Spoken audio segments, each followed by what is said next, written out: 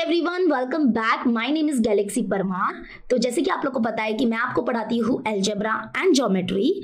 तो इस वीडियो में आपको मैं क्वेश्चन बैंक के जो चैप्टर नंबर 1 सिमिलैरिटी के जो हॉट्स क्वेश्चन है वो कराने वाली हूँ। तो चलो हम लोग आज का वीडियो स्टार्ट करते हैं। तो सबसे पहली बात, तो जिसको नहीं पता है कि ये क्वेश्चन बैंक क्या है, तो शायद आई थिंक आपको पता भी होगा कि कुछ टाइम पहले ही बोर्ड्स के तरफ से क्वेश्चन बैंक आपको प्रोवाइड किए गए हैं। तो उसी क्वेश्चन बैंक में जो हमारे सिमिलैरिटी चैप्टर के हॉट्स क्वेश्चन है, that is question number 4 and question number 5, तो वो question number 4 and question number 5 आज हम लोग करने वाले हैं। ठीक है, तो अभी देखो, पहली बात तो मुझे एक छोटा सा डिस्कशन आपके साथ करना है कि अगर आप ये वीडियो को थोड़ा सा अभी नेक्स्ट आप वीडियो आगे जब देखोगे ना, तो आपको ये जो वीडियो है ना वो री अपलोड किया हुआ नजर आएगा। ओके, यानी कि एक बात बता देती हूँ कि जो क्वेश्चन बैंक आपको प्रोवाइड किए गए हैं ना, वो question same question bank 2021 2022 students को भी प्रोवाइड किए गए थे। मतलब आपसे पहले वाले जो बैच वाले जो बच्चे थे ना, उनको भी ये सेम क्वेश्चन बैंक प्रोवाइड किए गए थे। तो मैंने उनके लिए है ना 1 साल पहले वीडियो सोल्यूशन बना के रखा था। ठीक है, पूरे क्वेश्चन बैंक हमने उनको कराए थे, यानी कि मैंने उनको कराए थे। तो वही सेम क्वेश्चन बैंक आपको भी दे दिए हैं, बरोबर। तो अभी आपको क्या चाहिए, सिर्फ हॉट्स क्वेश्चन चाहिए। तो मैंने बोला चलो ठीक है, बच्चे हैं ना ज्यादा है ना एफर्ट नहीं ले रहे हैं ढूंढने में। वैसे आपको पूरे क्वेश्चन बैंक के सोल्यूशन मेरे चैनल पे मिल जाएंगे। हाँ, जो पहले रिड्यूस सिलेबस हुआ था, रिड्यूस सिलेबस था ना, उसके क्वेश्चन बैंक के सोल्यूशन नहीं होंगे, लेकिन मोस्टली मैंने ना क्वेश्चन बैंक के सोल्यूशन अपलोड किए हुए हैं क्वेश्चन नंबर 1 से लगा के पूरे हॉट्स क्वेश्चन तक। लेकिन बच्चे ना एफर्ट नहीं ले रहे हैं ढूंढने में, तो मैंने सोचा कि चलो मैं इसको री अपलोड कर देती हूँ। तो मैं सिर्फ क्वेश्चन नंबर 4 और क्वेश्चन नंबर 5 को री अपलोड कर रही हूँ। तो आगे जो आपको ये आप जब आगे ये वीडियो देखोगे ना, तो आपको थोड़ा पुराना वीडियो नजर आएगा। अगर आपने मेरे पुराने वीडियोस देखे हैं क्वेश्चन बैंक के, तो आप ये वीडियो मत देखना। लेकिन अगर आपने नहीं देखा है और आपको क्वेश्चन बैंक के हॉट्स क्वेश्चन का सोल्यूशन चाहिए, तो ये वीडियो जरूर आप आगे देखना।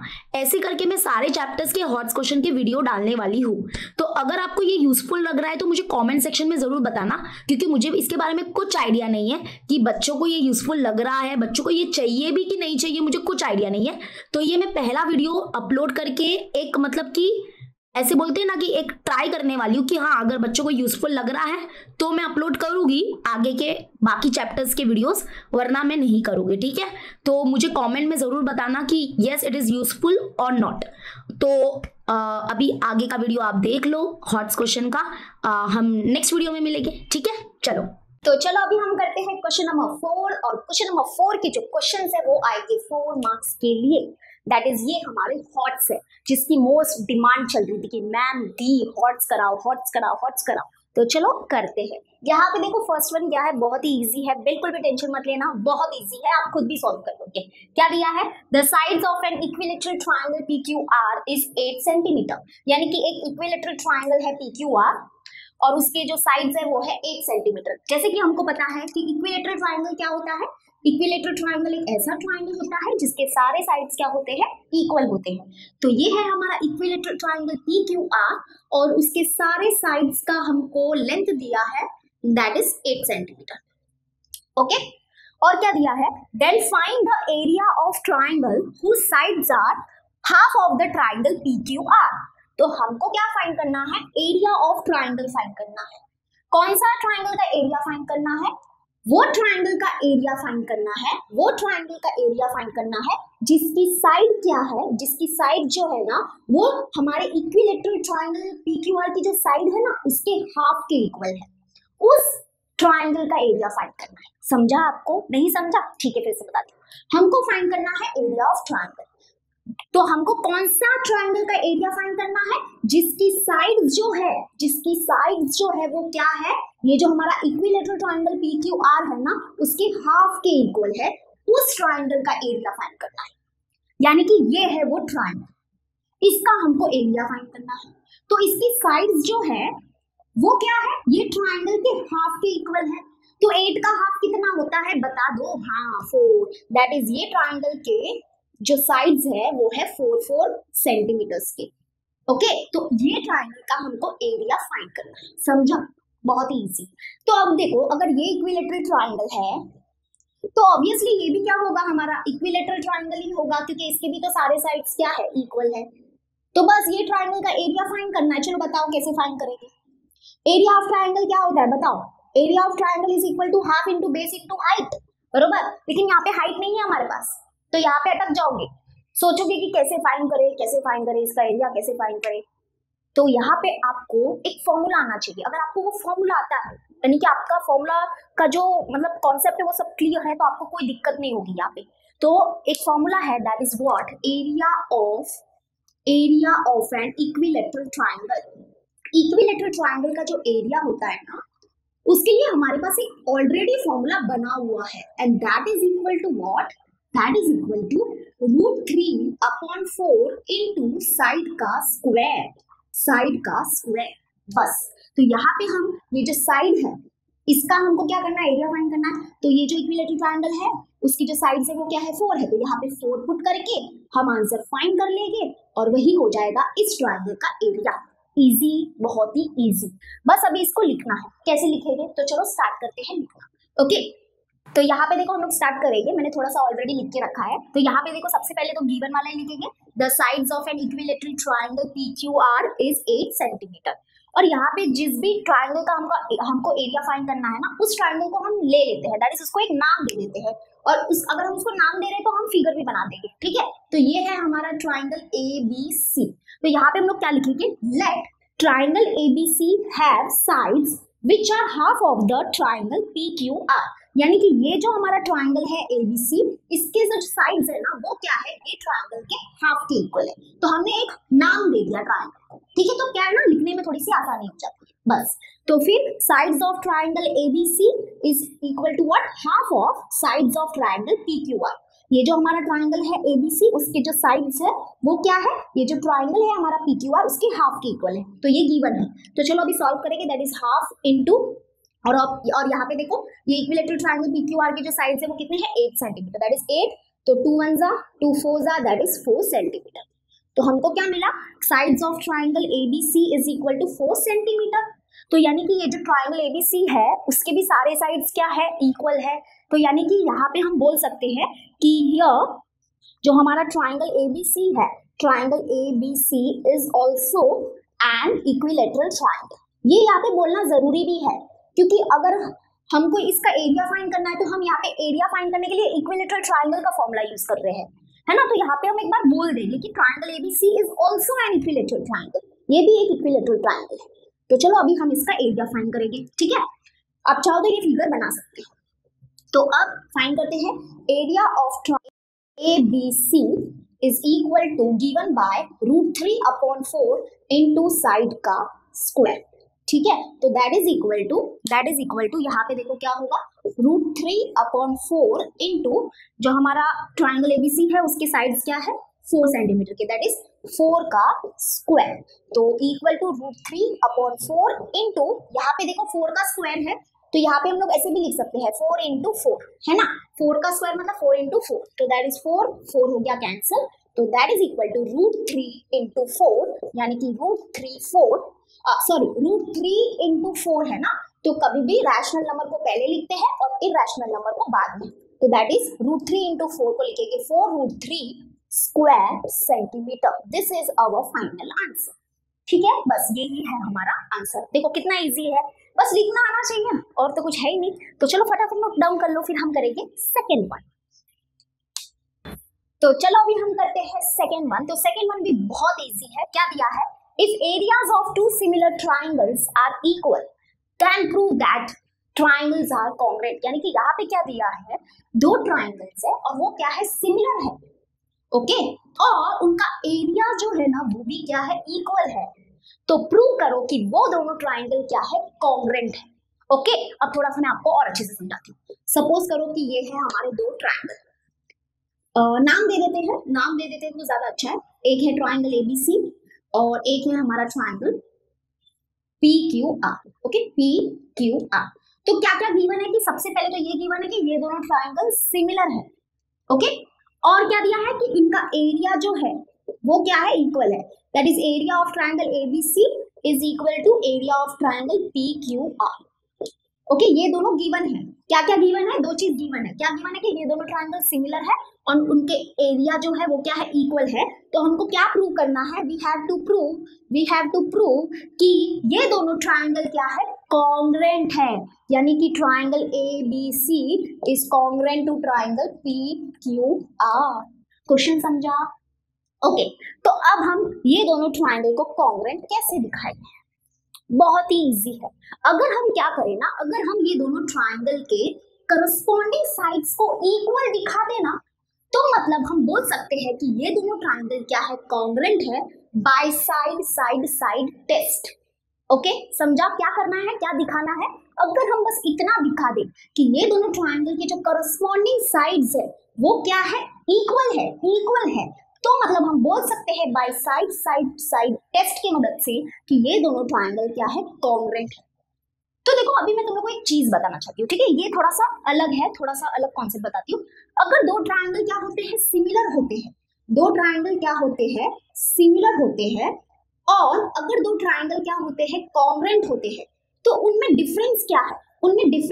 तुम लोगों को पता है डिफरेंस क्या है? बहुत लोगों को पता भी होगा। अगर देखो जब मैं बोलती हूँ कि दो ट्रायंगल क्या है? सिमिलर है, तो इसका मतलब क्या होता है कि उनके करस्पॉन्डिंग एंगल जो है ना, वो क्या है? कॉन्ग्रेंट है। और उनके करस्पॉन्डिंग साइड्स जो है ना वो क्या है? इन प्रपोर्शन है। और जब भी अगर ऐसा बोला जाता है कि दो ट्रायंगल कॉन्ग्रेंट है, तो इसका मतलब क्या होता है कि उनके करस्पॉन्डिंग एंगल्स तो कॉन्ग्रेंट है ही, बट उनके करस्पॉन्डिंग साइड्स भी क्या है? कॉन्ग्रेंट है। उनके करस्पॉन्डिंग साइड्स भी क्या है? कॉन्ग्रेंट है। तो दिस इज द डिफरेंस। क्या डिफरेंस है? कि सिमिलर ट्रायंगल के करस्पॉन्डिंग साइड्स होते हैं इन प्रपोर्शन मतलब उनके करस्पॉन्डिंग साइड का अगर रेशियो निकाला तो वो इक्वल मिलेगा। और अगर दो ट्रायंगल कॉन्ग्रेंट है तो उनके करस्पॉन्डिंग साइड्स कॉन्ग्रेंट होते हैं। तो इसलिए हम लोग यहाँ पे क्या दिखा रहे हैं? अगर हमको ये दोनों ट्रायंगल को क्या दिखाना है? कॉन्ग्रेंट दिखाना है, तो उनके करस्पॉन्डिंग साइड्स को हमको कॉन्ग्रेंट दिखाना पड़ेगा या इक्वल दिखाना पड़ेगा, तभी जाके ये प्रूव हो सकता है कि ये दोनों ट्रायंगल क्या है? कॉन्ग्रेंट। अब वो कैसे दिखाएंगे? तो डोंट वरी, बहुत ही इजी है। तो चलो फटाफट हम लोग लिखते हैं। तो यहाँ पे गिवन लिखते हैं सबसे पहले। तो given let two similar triangle be, हम लोग है ना लेट ले रहे हैं, यानी कि हम नेमिंग कर रहे हैं। अगर हम नेमिंग कर रहे हैं तो हमको फिगर भी बाजू में बनाना पड़ेगा, ठीक है? Let two similar triangles be triangle ABC and triangle PQR। तो ये है हमारे दो सिमिलर ट्रायंगल। और क्या क्या गिवन है? गिवन में क्या क्या है कि area of triangle ABC is equal to area of triangle PQR, ठीक है? इतना हमको गिवन है। ओके और हमको क्या प्रूव करना है? वी हैव टू प्रूव कि ये जो ट्रायंगल ABC है that is congruent to triangle PQR। Okay चलो स्टार्ट करते हैं। तो प्रूफ स्टार्ट करेंगे। बहुत ही इजी प्रूफ है, कुछ ज्यादा ऐसा हार्ड नहीं है। अब देखो एक कॉन्सेप्ट है, अब कॉन्सेप्ट तो लगने ही वाला है। क्या कॉन्सेप्ट है? कि अगर दो ट्रायंगल सिमिलर होते हैं तो उनके एरिया का जो रेशियो होता है that is equal to ratio of square of their corresponding sides. हमने बहुत बार किया है। ये कॉन्सेप्ट कहाँ से आया है? थ्योरम से आया है। कौन सा theorem? Theorem of areas of similar triangle, ठीक है? क्या कॉन्सेप्ट है कि अगर दो ट्रायंगल सिमिलर होते हैं तो उनके एरिया का जो रेशियो होता है that is equal to ratio of square of their corresponding sides, ठीक है? तो इनके करस्पॉन्डिंग साइड्स क्या क्या है? देखो AB का स्क्वायर, अच्छे से लिख देती हूँ, AB का स्क्वायर अपॉन PQ का square and that is equal to सारे करस्पॉन्डिंग साइड्स लिखेंगे तो BC का स्क्वायर अपॉन QR का square and that is equal to AC का स्क्वायर अपॉन PR का स्क्वायर, ठीक है? तो ये कॉन्सेप्ट समझा? जब भी दो ट्रायंगल सिमिलर होते हैं तभी हम ये कॉन्सेप्ट लगा सकते हैं। और यहाँ पे दिया है ना कि that two triangles are what? Similar triangles. तो उनके एरिया का जो रेशियो होगा that is equal to ratio of square of their corresponding sides. Okay reason के लिए लिख दो theorem of areas of similar triangle. ये हमारा थ्योरम है, अपने टेक्स्ट बुक में ही है, ठीक है? चलो अब अब यहाँ पे हम कैसे दिखाएंगे, देखो अब हम क्या कर सकते हैं ना, जरा ध्यान से देखो, यहाँ पे ये दोनों एरिया तो इक्वल है ना, यहाँ पे देखो ना ये दोनों एरिया तो इक्वल है, यानी कि हम area of triangle A B C के जगह पे क्या लिख सकते हैं, area of triangle P Q R लिख सकते हैं। हाँ लिख सकते हैं, ये तो गिवन में है, दैट इज इसको रिप्लेस करके हम लिख देते हैं area of triangle P Q are, okay, और अपॉन इसको ऐसे ही रहने दो, area of triangle P Q are. समझा आपको, इसको हमने रिप्लेस करके लिखा है area of triangle P Q are, क्योंकि ये दोनों का एरिया जो है, ये दोनों ट्राइंगल का एरिया इक्वल है, या इन शॉर्ट में बोलूं तो ये रेशियो हमको 1/1 मिलेगा। ये रेशियो जो है वो क्या है, 1:1 है, क्योंकि ये कट रहे हैं एक दूसरे से, ओके, तो वो दिखाएगी अभी, तो बस इसको रिप्लेस करके हमने ये लिख दिया है। सेम आगे जो है वो लिख दो, ए बी का स्क्वायर अपॉन पी क्यू का स्क्वायर, बी सी का स्क्वायर अपॉन क्यू आर का स्क्वायर, ए सी का स्क्वायर अपॉन पी आर का स्क्वायर। ठीक है, आई होप इतना समझ में आ गया होगा। अब क्या करेंगे, तो मैं थोड़ा सा उधर रफ करूंगी, और एक बात, ये दोनों ट्राइंगल आप बना दो, ठीक है, मैं अभी फिलहाल के लिए तो रफ कर रही हूँ। तो अब देखो, अभी हम क्या करेंगे, ये रेशियो कैंसिल कर सकते हैं, ये कैंसिल हो गया, तो यहाँ पे आ गया 1:1, okay, that is 1/1 is equal to what, A B का स्क्वायर अपॉन पी क्यू का square, that is equal to, जो भी है फटाफट आगे लिख दो जो है वो, ओके। तो अभी आपको इतना समझ गया। तो अब देखो यहाँ पे अभी हम क्या करेंगे, ये रेशियो और इस रेशियो को सबसे पहले लेंगे, ठीक है, ये दोनों को रेशियो को लेंगे, और फिर इसको और इसको लेंगे, और फिर इसको और इसको लेंगे। तो यहाँ से क्या मिलेगा, देखो मैं बताती हूँ। सबसे पहले ये दोनों रेशियो को लेंगे, that is 1/1 is equal to A B का स्क्वायर अपॉन पी क्यू का स्क्वायर। तो यहाँ पे देखो ये डिवाइड में है, वहां पे चला जाएगा तो मल्टीप्लाई में हो जाएगा, दैट इज पी क्यू का square is equals to A B का स्क्वायर। समझा ये आपको, है ना, ये 1:1 है, तो ये पी क्यू का स्क्वायर जो है, पी क्यू का स्क्वायर जो है यहाँ पे डिवाइड में है, यहाँ पे शिफ्ट हो गया तो मल्टीप्लाई में हो जाएगा, that is 1 into P Q square, क्या होगा, पी क्यू स्क्वायर होगा, और अपॉन में 1 है, उसको नहीं लिखा तो भी चलेगा, is equals to A B का स्क्वायर। तो अभी taking square root on both side, तो दैट इज स्क्वायर हट जाएगा, अगर वो इतना डिटेलिंग में नहीं लिखा तो भी चलेगा, तो डायरेक्टली हम लिख सकते हैं that is P Q is equals to A B, है ना।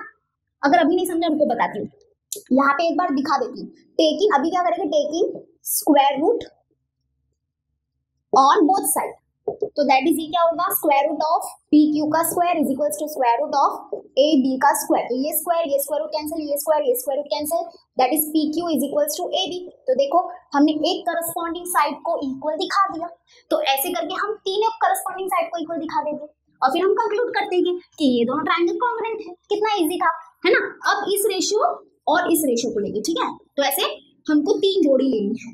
तो अभी 1/1 इज इक्वल टू ये होगा बी सी का स्क्वायर अपॉन क्यू आर का स्क्वायर, तो दैट इज ये यहाँ पे शिफ्ट हो जाएगा, दैट इज क्यू आर का square is equals to B C का square, that is Q R is equals to B C. ठीक है, चलो तो ये हो गया। अभी लास्ट, अब इसको और इसको लेंगे, ठीक है, इसको और इसको, ये रेशियो को लेंगे, that is 1/1 is equal to A C का स्क्वायर अपॉन पी आर का square, that is P R का स्क्वायर, ये यहाँ पे शिफ्ट हो जाएगा इक्वल टू ए सी का स्क्वायर, तो दैट इज ये यहाँ पे क्या हो जाएगा, P R is equals to A C. तो यहाँ पे देखो, अगर हम इसको दे दे इक्वेशन नंबर, हाँ इसको दे देते हैं equation number 1, equation number 2, equation number 3, तो यहाँ पे हम लोग क्या बोल सकते हैं, फ्रॉम इक्वेशन 1, 2 एंड 3 हम ये बोल सकते हैं ट्राइंगल क्या बोलेंगे, P Q R is congruent to triangle A B C by which test, by side test. अगर हम कोई भी दो ट्राइंगल के सारे साइड को क्या कर देते हैं, करस्पॉन्डिंग साइड को अगर इक्वल दिखा देते हैं, तो इसका मतलब वो दोनों ट्राइंगल क्या है, कॉन्ग्रुएंट है। ओके, अभी आपके मन में क्वेश्चन आया होगा कि पहले ट्राइंगल पी क्यू आर को क्यों लिखा, तो कोई बात नहीं, क्योंकि यहाँ पे सारे साइड्स जो है लेफ्ट हैंड साइड में वो क्या थे, इस ट्राइंगल के थे ना, इसलिए ट्राइंगल पी क्यू आर लिखा पहले। Triangle P Q R is congruent to triangle A B C by side test. हो गया, हमने प्रूव करके दिखा दिया, बहुत ही इजी। ठीक है, फटाफट नोट डाउन कर लो, फिर हम करते हैं थर्ड वन। ओके, तो चलो अभी हम करते हैं थर्ड वन। तो देखो थर्ड वन क्या दिया है, 2 triangles are similar. Okay, 2 triangle क्या है, सिमिलर है। The length of the sides of the smaller triangle are 4 cm, 5 cm and 6 cm respectively। यानी कि क्या दिया है, 2 ट्राइंगल है, उसमें से एक छोटा ट्राइंगल है, उसके जो साइड के लेंथ है ना वो दिए है 4, 5, 6 cm रिस्पेक्टिवली, और क्या दिया है, the perimeter of the larger triangle is 90 centimetre, यानी कि जो लार्जर ट्राइंगल है ना उसका पेरीमीटर दिया है और वो कितना दिया है 90 सेंटीमीटर। ओके तो क्या फाइंड करना है, find the length of the sides of larger triangle, यानी कि हमको फाइंड करना है ये जो हमारा लार्जर ट्राइंगल है उसके साइड्स के लेंथ क्या होते हैं। ठीक है, समझा? ओके नहीं समझा मतलब समझा ही होगा, थोड़ा सा फिगर के थ्रू हम क्या करते हैं, फिगर के थ्रू भी समझने की कोशिश करते हैं। जो हमारा स्मॉलर ट्राइंगल है ना उसको हम लोग ले लेते हैं ABC, और जो हमारा लार्जर ट्राइंगल है ना उसको हम लोग ले लेते हैं XYZ। तो यहाँ पे हमको स्मॉलर ट्राइंगल की साइड्स की लेंथ दिए हैं, कितने दिए हैं 4, 5 एंड 6 सेंटीमीटर रिस्पेक्टिवली। तो सपोज करो है ये है 4 सेंटीमीटर, ये है 5 सेंटीमीटर और ये है 6 सेंटीमीटर, और हमको लार्जर ट्राइंगल का पेरीमीटर दिया है। तो पेरीमीटर ऑफ दिस ट्राइंगल वो दिया है हमको 90 सेंटीमीटर। ठीक है, हमको क्या फाइंड करना है, ये लार्जर ट्राइंगल के साइड के लेंथ फाइंड करने हैं। तो सपोज करते हैं, सपोज नहीं करते हैं, लेट करते हैं कि ये जो लार्जर ट्राइंगल है ना उसके जो साइड के लेंथ है वो हम लोग सपोज करते हैं ABC। ओके, ABC हम लोग लेट ले रहे हैं। तो यहाँ पे हमने क्या किया, सपोज किया कि ये जो लार्जर ट्राइंगल है उसके जो साइड के लेंथ है वो हमने ABC ले लिए। ठीक है, तो ABC सेंटीमीटर ले लिए, तो हमको ये ABC की वैल्यू फाइंड करनी है, दैट इज हमको लार्जर ट्राइंगल के साइड के लेंथ फाइंड करनी है, दैट इज ABC फाइंड करना है। तो बताओ कैसे फाइंड करेंगे। हाँ, और एक बात कि ये दोनों ट्राइंगल सिमिलर भी है, हाँ ठीक है सिमिलर भी है, तो आप बीच में से सिमिलर बना सकते हैं। तो बताओ अभी कैसे फाइंड करेंगे, बहुत ही इजी है, बहुत ही इजी है। सबसे पहले देखो ये पेरीमीटर क्या होता है, पेरीमीटर के बारे में थोड़ा सा आपको पता होगा। पेरीमीटर मतलब क्या, कि जब हम ये ट्राइंगल की ये जो आउटर बाउंड्री है उसके लेंथ को ऐड करते हैं तो हमको पेरीमीटर मिलता है। तो हम इसको क्या बोलते हैं, perimeter of the triangle, that is perimeter of this triangle is equal to what, perimeter of the triangle, this triangle, ठीक है, perimeter of the triangle, that is this larger triangle is equal to what 90 centimetre तो दिया है, no doubt, but what is perimeter? perimeter क्या होता है, जब हम इसके सारे साइड को क्या कर देंगे, प्लस करेंगे, यानी इसके आउटर बाउंड्री को क्या करेंगे, प्लस कर देंगे, आउटर बाउंड्री के लेंथ को प्लस कर देंगे, तो वो होता है perimeter, that is perimeter of the triangle is what, A plus B plus C, okay, A plus B plus C। तो ये याद रखना, ये काम आने वाला है। ठीक है, चलो इतना आपको समझ में आ गया है। तो अब हम इसकी शुरुआत करते हैं, तो लेट लेते हैं। यहाँ पे देखो हमको थोड़ा सा लेट लेना पड़ेगा, यहाँ पे चाहो तो ये फिगर भी आप बना सकते हो, चाहो तो बनाओ मत, बनाइए कंपलसरी है, बनाओ। ठीक है, लेट लेते हैं। लेट कैसे लिखोगे, देखो अभी लेट ट्राइंगल ABCB और स्मॉलर ट्राइंगल। तो यहाँ पे देखो हम लोग कैसे स्टार्ट करेंगे। तो सबसे पहले देखो हमने एक स्मॉलर ट्राइंगल लिया है, हमने एक लार्जर ट्राइंगल लिया है, उसको हमने नाम दिया है। तो नाम दिया है तो obviously figure is very compulsory, हाँ फिगर बनाओ। तो क्या दिया है, let triangle ABC be a smaller triangle. तो फ्रॉम फिगर, और यहाँ पे दिया था कि जो स्मॉलर ट्रायंगल है उसके जो साइड्स की लेंथ है वो दिए है, तो वही लिखा है। तो फ्रॉम फिगर हम बोल रहे हैं कि AB जो है उसको हमने 4 सेंटीमीटर लिया है, BC को 5 सेंटीमीटर और AC को 6 सेंटीमीटर। ठीक है, और जो ट्रायंगल XYZ है वो है हमारा लार्जर ट्रायंगल। और यहाँ पे हम क्या कर रहे हैं, लेट ले रहे हैं कि ये जो लार्जर ट्रायंगल के जो साइड्स की लेंथ है उनको हमने लिया है A centimetre, B centimetre and C centimetre respectively. तो दैट इज फ्रॉम फिगर, यहाँ पे भी देखो क्या हो जाएगा, फ्रॉम फिगर A कौन है हमारा, A सेंटीमीटर कौन सा साइड है, XY। ठीक है, तो XY है A सेंटीमीटर और YZ है B सेंटीमीटर और XZ है C सेंटीमीटर। ओके, और क्या क्या गिवन है हमको कि ये दोनों ट्रायंगल सिमिलर है। ठीक है, तो यहाँ पे हम लोग लिखेंगे, ओके मैं अभी थोड़ा सा इसको रफ कर देती हूँ। तो यहाँ पे देखो हम कैसे लिखेंगे, तो यहाँ पे हम लोग लिखेंगे क्या क्या गिवन है कि जो ट्रायंगल ABC है that is similar to triangle what XYZ, ये गिवन है। ओके, और हमको क्या दिया है, perimeter of the larger triangle is what 90 centimetre. तो यहाँ पे हम लिख देते हैं perimeter of a larger triangle is 90 centimetre. And what is perimeter, perimeter के बारे में मैंने अभी जस्ट बताया आपको कि क्या करो, ये जो perimeter of the larger triangle, यानी कि पेरीमीटर ऑफ द ट्रायंगल मतलब क्या होता है कि ये जो ट्रायंगल है उसके सारे साइड के लिए जो लेंथ है उनको ऐड कर दो, तो that is perimeter. Okay, that is perimeter of a larger triangle is 90 centimetre या इक्वल टू 90 सेंटीमीटर। तो perimeter of a larger triangle is nothing but A plus B plus C, A plus B plus C and that is equal to हमारे पास है 90। इसको देखो equation number 1, ये बहुत ही बड़ी कमाल की चीज है, समझाना आपको ये चीज समझना इंपॉर्टेंट है। What is perimeter of triangle? जब हम क्या करते हैं, जो ट्रायंगल की साइड्स है उनके लेंथ को ऐड करते हैं तो दैट इज पेरीमीटर। अगर मैं बोलूं कि perimeter of the smaller triangle is what, तो क्या करो, ये जो स्मॉलर ट्रायंगल की जो सारी साइड्स है उनके लेंथ को ऐड करो। दैट इज 4 + 6 होगा 10 and 10 + 5 15, that is 15 centimeter is the perimeter of the smaller triangle। लेकिन ये इसकी कोई जरूरत नहीं है, तो इसकी जगह पे हमने ये क्यों लिखा समझ में आया? ओके चलो अभी आ जाते हैं मेन। अब तक तो हमने कुछ भी नहीं किया, अब तक तो हमने सिर्फ ये सब लिखा है, जमा के अच्छे से लिखा है। ओके अब आता है हमारा शुरुआत होती है। तो यहाँ पे देखो अगर दोनों ट्राइंगल क्या है, सिमिलर है, तो उनकी करस्पॉन्डिंग साइड क्या होगी, एक प्रपोर्शन होगी।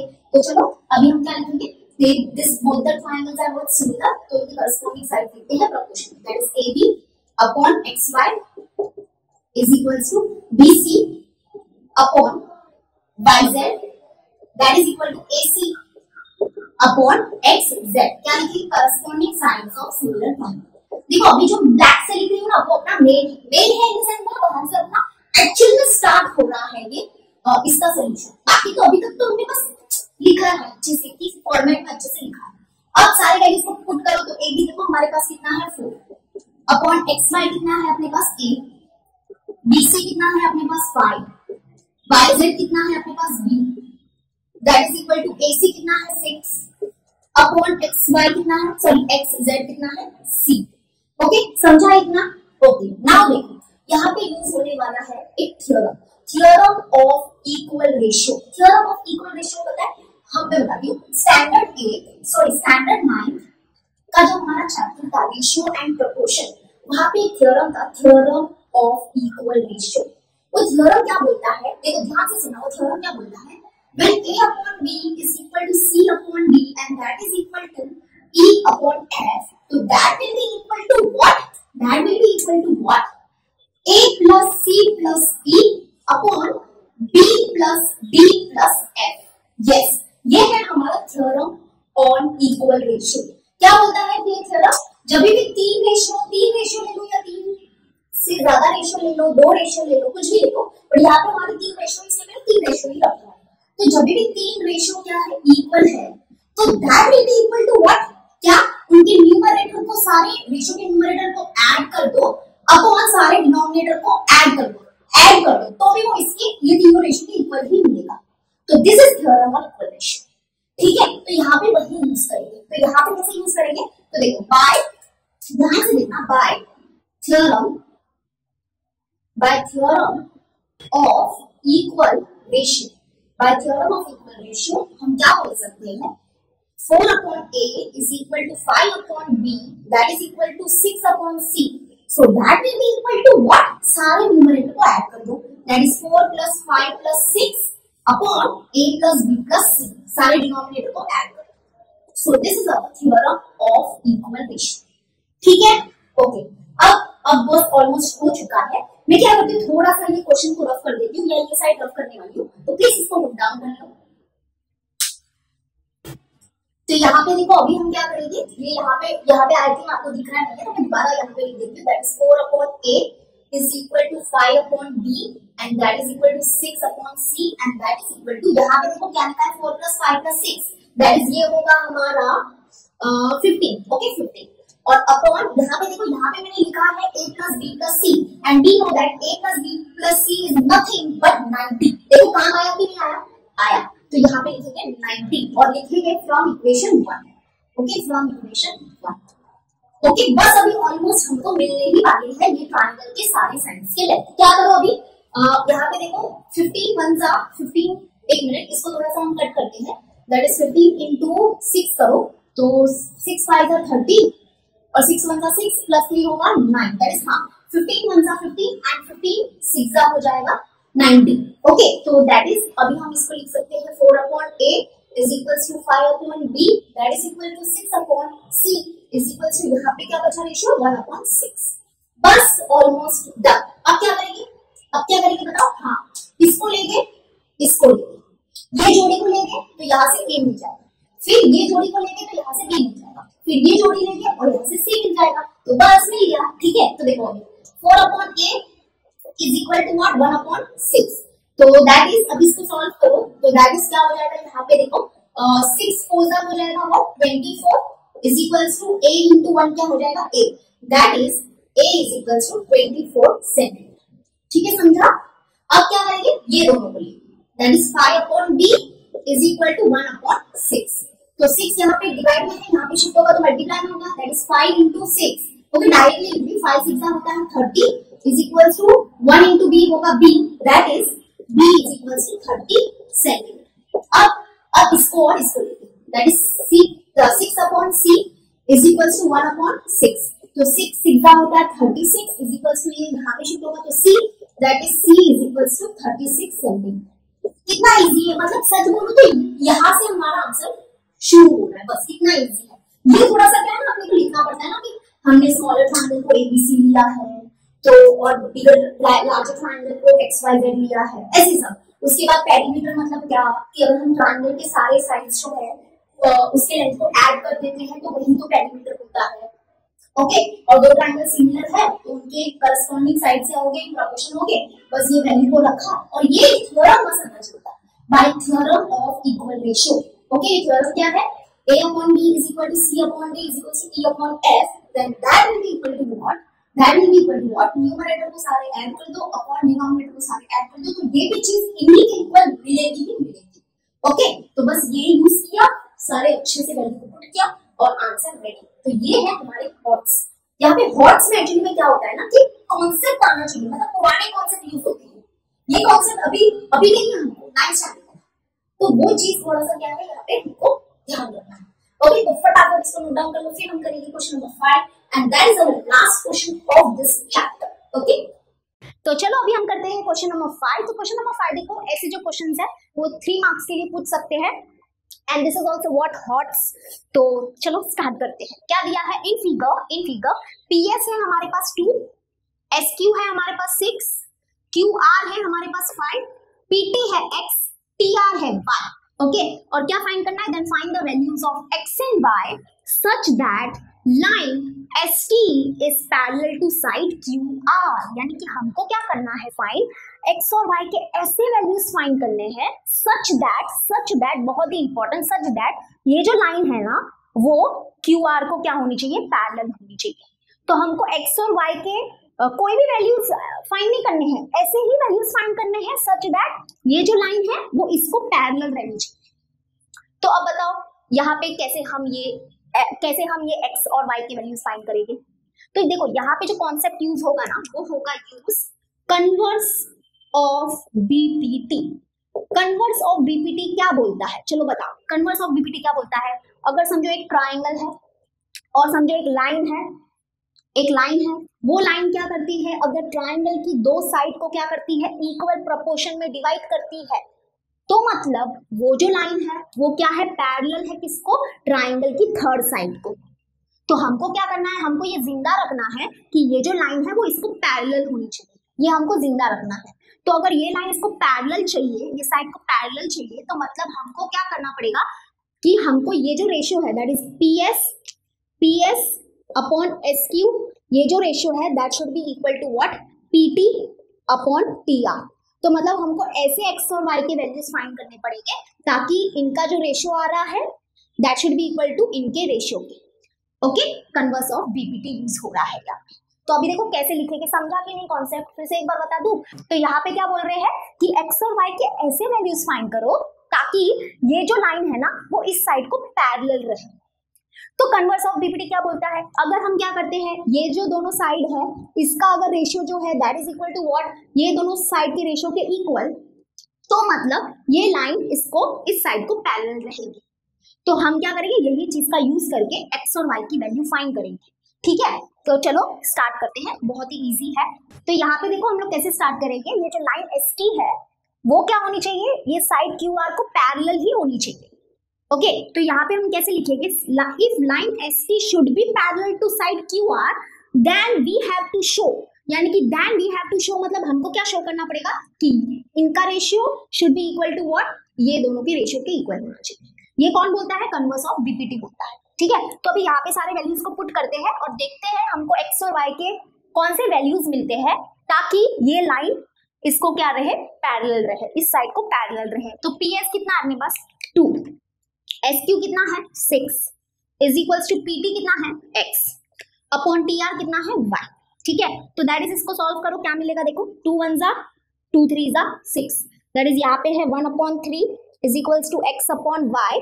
तो दैट इज यहाँ पे ये, इसको यहाँ पे शिफ्ट करो, तो ये डिवाइड में है, यहाँ पे शिफ्ट हो जाएगा तो मल्टीप्लाई में हो जाएगा, that is 1 into y is equals to, ये 3 यहाँ पे डिवाइड में है, यहाँ पे शिफ्ट हो गया तो मल्टीप्लाई में, दैट इज x इंटू 3। तो that is 1 into y, y is equals to x into 3 यानी कि 3x, तो that is 3x is equals to y। Okay, ये इक्वेशन यहाँ पे मिला है, बहुत ही इंपॉर्टेंट इक्वेशन है यहाँ पे ये। तो यहाँ पे देखो, तो अब देखो यहाँ पे हमको क्या मिला है, ये इक्वेशन मिला है, और हमको क्या बोला था, x और y की ऐसी वैल्यू ही फाइंड करना ताकि ये जो लाइन ST है वो इसको पैरेलल रहे। और अगर ये लाइन ST क्या चाहिए, हमको इसके पैरेलल चाहिए, तो मतलब ये रेशियो क्या होना चाहिए, सेटिस्फाई होना चाहिए, और इस रेशियो से ही हमको ये इक्वेशन मिला है। तो यानी कि हमको x और y के ऐसे वैल्यूज फाइंड करने पड़ेंगे, यानी कि हमको x और y के ऐसे वैल्यूज ही फाइंड करने हैं जो ये इक्वेशन को सेटिस्फाई करते हैं। जो ये इक्वेशन को सेटिस्फाई करेंगे मतलब वो ये रेशियो को सेटिस्फाई करेंगे, और अगर ये रेशियो को सेटिस्फाई कर रहे हैं मतलब ये लाइन ST जो है वो साइड QR को पैरेलल रहेगी। ठीक है, तो अब देखते हैं ऐसे x और y की वैल्यूज जो ये इक्वेशन को सेटिस्फाई करते हैं, एक एक करके फाइंड करेंगे। ओके, तो यहाँ पे हमको एक से ज्यादा भी वैल्यूज मिल सकते हैं। ठीक है, तो देखो जब हम क्या करते हैं, when x is equal to 1, जब हम x को क्या लेते हैं 1 लेते हैं, तो y क्या हो जाएगा, तो यहाँ पे देखो, यहाँ पे हम इसको ऐसे ही रहने दो, एक मिनट, और ठीक है इसको ऐसे ही रहने दो। ओके, इसको अगर ऐसे ही रहने दिया तो भी चलेगा। तो यहाँ पे देखो अभी हम क्या करेंगे, यहाँ पे x की डिफरेंट वैल्यूज लेंगे और उसके अकॉर्डिंग उसकी करस्पॉन्डिंग हमको y की वैल्यू मिलती जाएगी। तो when x is equal to 1 तो y क्या हो जाएगा हमारा, तो y is equal to 3 into 1 is equals to 3। Algebra का थोड़ा कॉन्सेप्ट आ गया है, लीनियर इक्वेशन इनटू वेरिएबल्स है ना, वैसा कुछ। तो जब हमने x1 लिया तो y क्या मिला, 3 मिला, तो यानी कि x is equals to 1 and y is equals to 3, ये एक वैल्यू हो जाएगी। जब हम x और y की ये वैल्यू लेंगे ना तो ये जो लाइन है वो इसी को पैरेलल रहेगी, इसी साइड को पैरेलल रहेगी।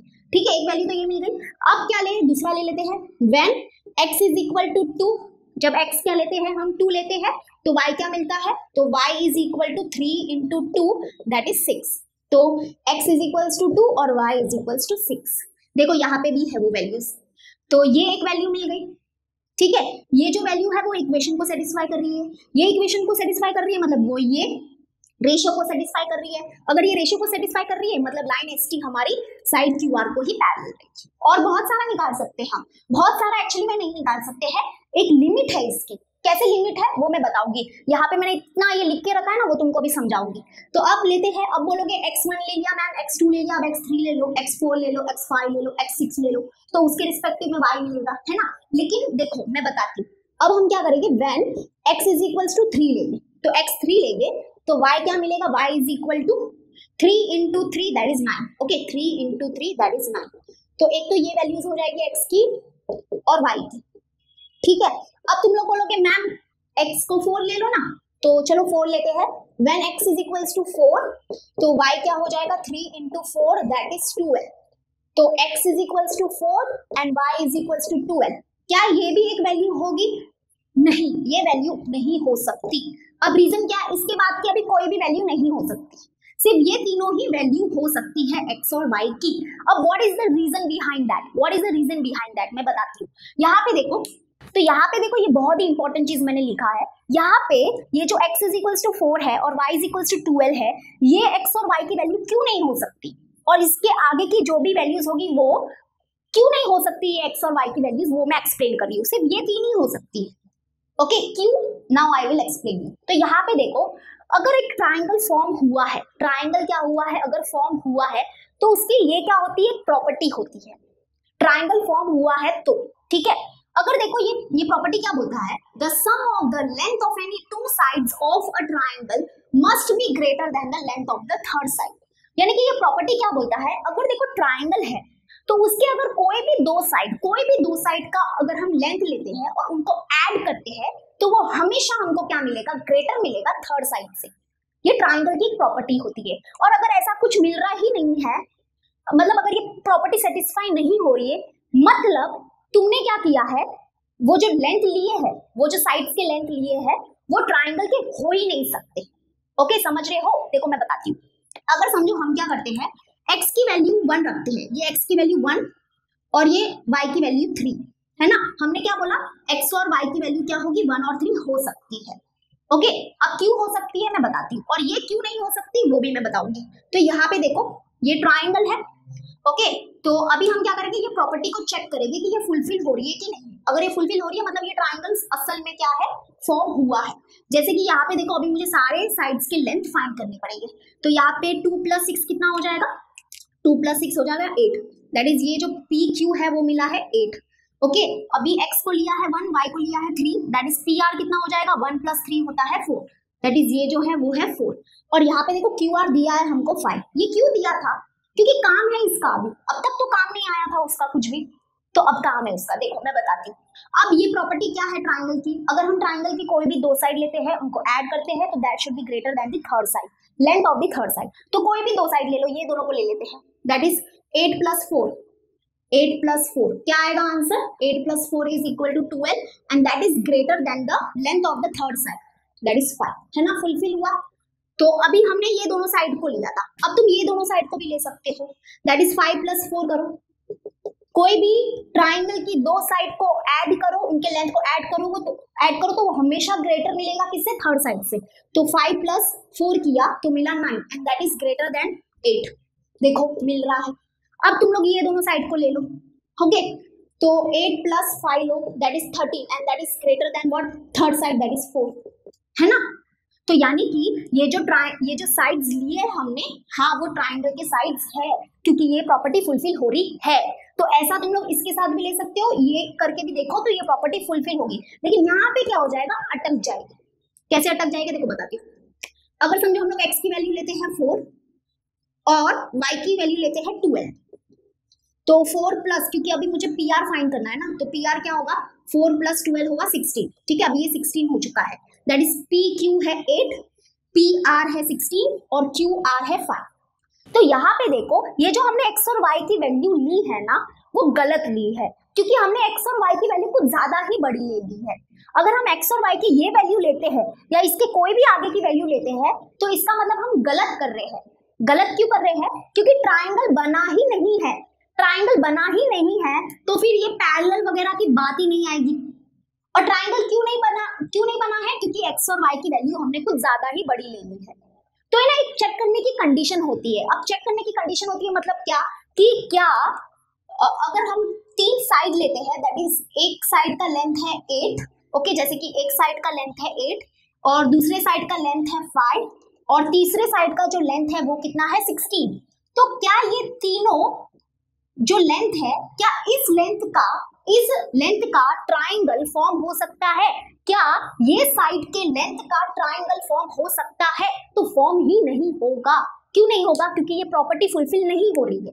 ये प्रॉपर्टी क्या बोलता है कि अगर हम कोई भी दो साइड लेते हैं ट्राइंगल की, ओके, ट्राइंगल की, तो कोई भी दो साइड लेते हैं ट्राइंगल की और उनको ऐड करते हैं तो वो हमेशा ग्रेटर मिलेगा हमको length of the third side से। यहाँ पे देखो फुलफिल हुआ था। तो यहाँ पे दिक्कत क्या है, अगर हम ये वाले तीनों साइड्स लेंगे तो यहाँ पे ये प्रॉपर्टी फुलफिल नहीं होगी। ये प्रॉपर्टी फुलफिल नहीं हुई मतलब ये गलत है, ये ट्राइंगल की साइड्स है ही नहीं। तो ट्राइंगल की साइड्स नहीं है मतलब ट्राइंगल फॉर्म नहीं हुआ है, नहीं हुआ है। ओके, तो यहाँ पे देखो, अगर हम क्या करते हैं, कोई भी दो साइड ले लो। अगर हम दो साइड लेते हैं, दैट इज ये दोनों साइड को ले लेते हैं, तो 8 + 16 करो। देखो 8 + 16 करो, तो 8 + 16 कितना मिलेगा, 24। ओके, 24। तो हमने ये दोनों साइड लिया, इनको ऐड किया, इनके लेंथ को ऐड किया, तो that is greater than what, third side, that is greater then third side. यहाँ पे मिला, ये फुलफिल हुआ ये प्रॉपर्टी। तो ऐसा सबके साथ होना चाहिए, यानी कि सब साइड के साथ हम करेंगे। तो अभी हमने ये दोनों साइड को ऐड किया ना, तो अब हम ये दोनों साइड को ऐड करेंगे, दैट इज 8 + 5 करेंगे। तो 8 + 5 इज व्हाट, 13। तो क्या 13 is greater than the third side? क्या 13 जो है वो ग्रेटर है थर्ड साइड के लेंथ से? नहीं, तो 13 is not greater than the third side. तो यानी कि ये जो तीनों साइड्स है वो ट्रायंगल फॉर्म कर ही नहीं सकते। ओके तो यानी कि ये जो हमने x और y के वैल्यूज लिए हैं कुछ ज्यादा ही बड़े ले लिए हैं, ट्राइंगल फॉर्म होगा ही नहीं, ट्राइंगल फॉर्म होगा ही नहीं, तो ये क्वेश्चन का मीनिंग ही नहीं रह जाएगा। तो यानी कि x और y के कौन कौन से वैल्यूज हो सकते हैं, 1 3 हो सकता है x और y का वैल्यू, 2 6 हो सकता है और 3 9 भी हो सकता है, लेकिन इसके आगे के कोई भी वैल्यूज नहीं हो सकते।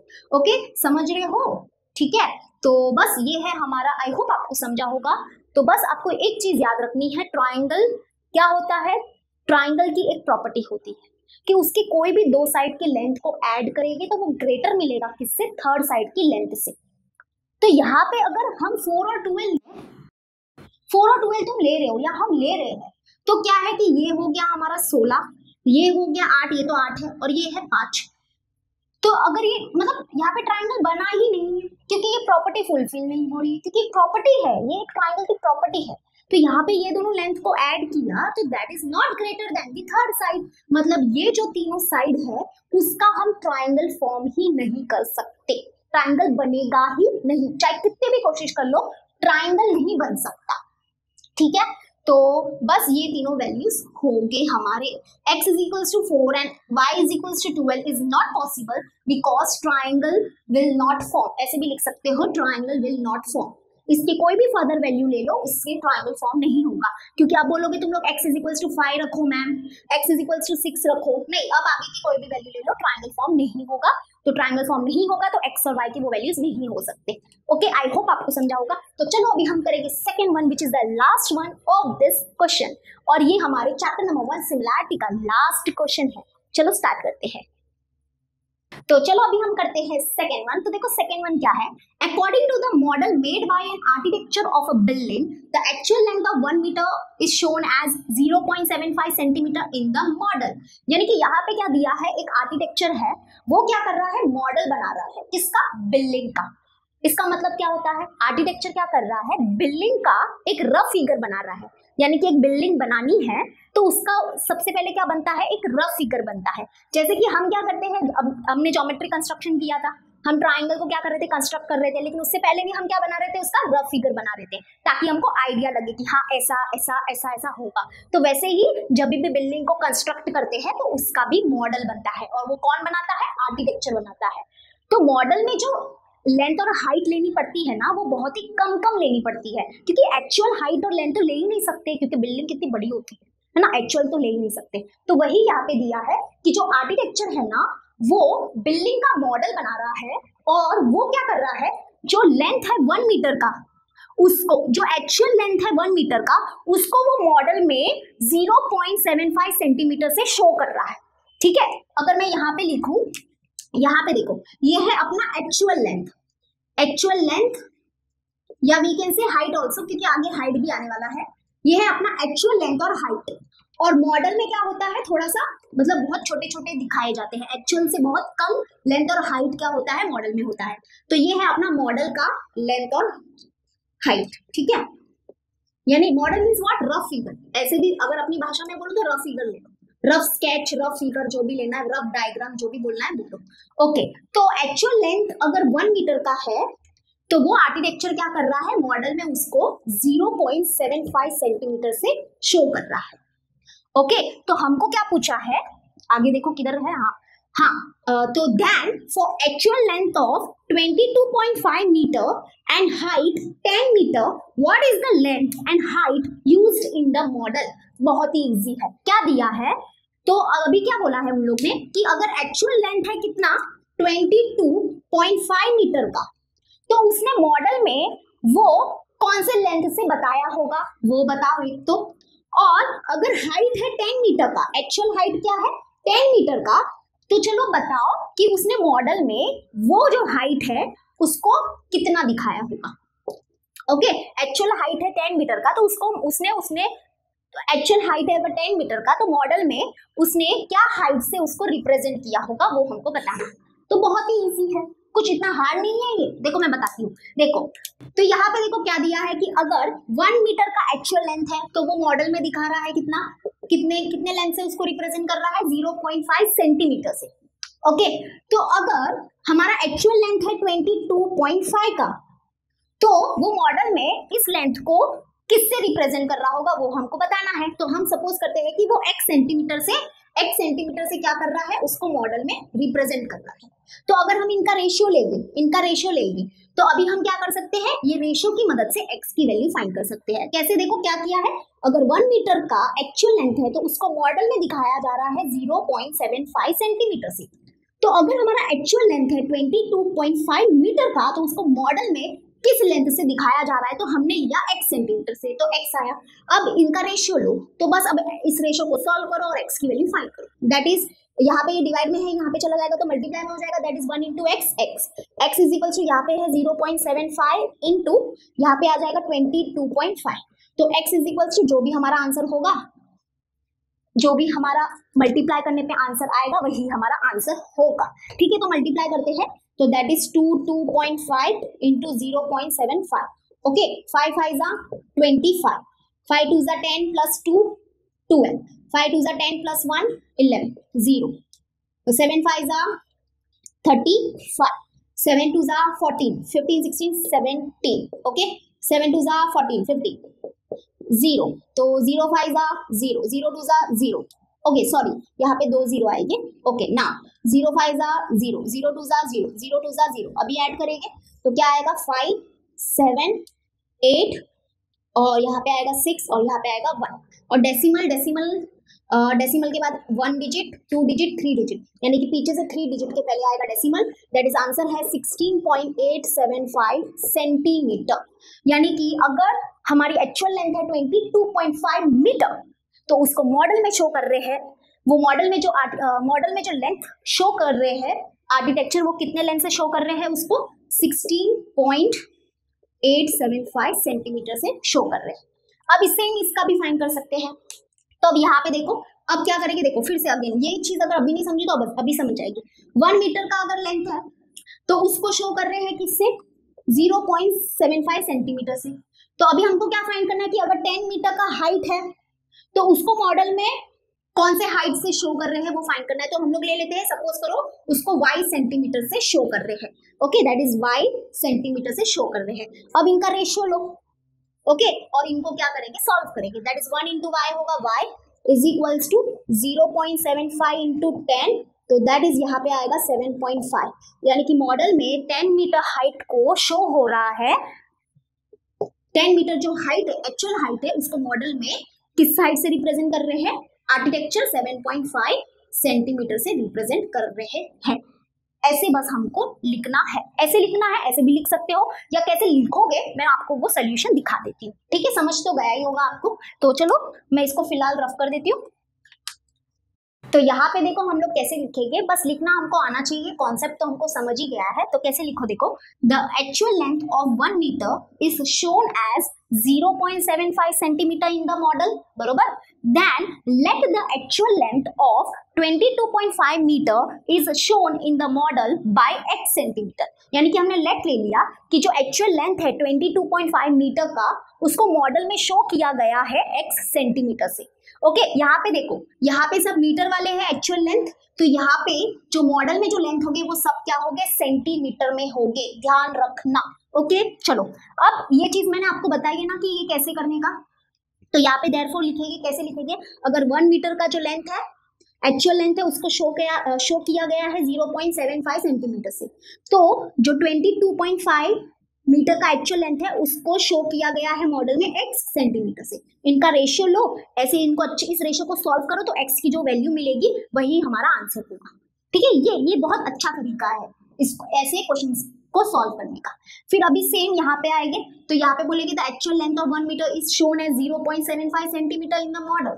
Then let the actual height of 10 metre is shown in the model by y centimetre. ये हमने y सेंटीमीटर लिया है, तो अब इसको सॉल्व करेंगे तो हमको y की वैल्यू मिल जाएगी। ये सॉल्व करना तो मैंने सिखा दिया है, और ये रेशियो कैसे लिखते हैं वो भी मैंने बता दिया है। बस अभी लिखना कैसे लिखोगे, क्योंकि लिखने में दिक्कत होती है स्टूडेंट्स को, इसलिए मैं आपको पूरा अच्छे से सोल्यूशन दे रही हूँ।